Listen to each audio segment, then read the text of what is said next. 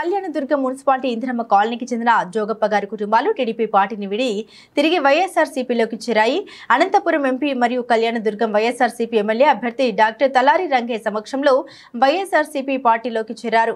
ఈ సందర్భంగా తలారి రంగయ్య వారికి పార్టీ కండువా కప్పి సాదరంగా పార్టీలోకి ఆహ్వానించారు.